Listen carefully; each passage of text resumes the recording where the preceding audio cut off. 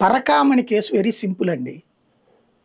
మీరు ఈ దాన్ని ఏమంటారు, అనేక సార్లు హుండీల డబ్బులు విజయవాడ దుర్గగుళ్ళు, సింహాచలం గుళ్ళు అన్ని చోట్ల దొంగతనాలు చేసడం, పట్టుబట్టడం, అరెస్టులు చేయటం జరుగుతుంది. జరిగినాయి. వాళ్ళని శిక్షించడం, తర్వాత సస్పెండ్ అవ్వడం, మళ్ళీ తర్వాత వాళ్ళు కోర్టుకి వెళ్ళి ఉద్యోగాలకు రావడం జరిగిపోతూనే ఉంటాయి. దీంట్లో ఒక శాశ్వత పరిష్కారాన్ని మనం దోషంగా చూస్తున్నాం.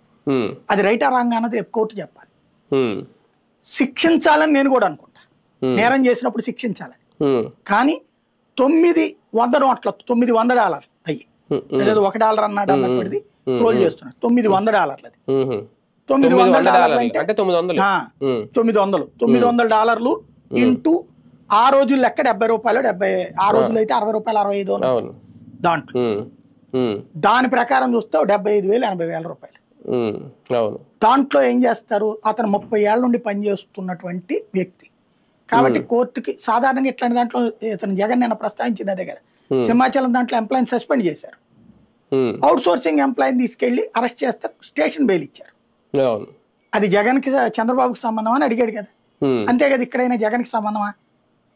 అది లోకల్ గా ధర్మారెడ్డి తీసుకున్న నిర్ణయం, మిగతా పోలీసు అధికారులతో తీసుకున్న నిర్ణయం. ఎందుకంటే వాస్తవంగా చెప్పాలంటే అరెస్ట్ చేయగానే అతన్ని భయపెట్టేశారు డిపార్ట్మెంట్ అందరూ కలిసి.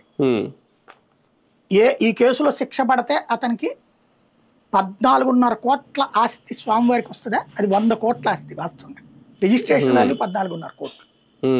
50 లక్షలు ఒక జడ్జి గారు డబ్బులు పెట్టుకున్నారని కూడా తేలింది కదా.